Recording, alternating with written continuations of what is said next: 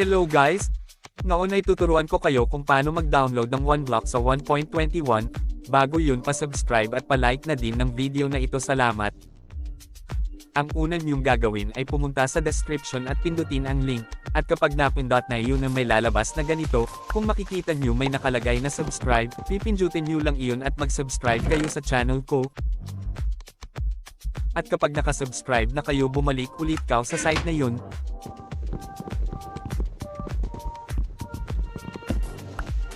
At kung makikita ninyo, nakalagay sa baba ay get link at pwede na iyon na iyong pindutin.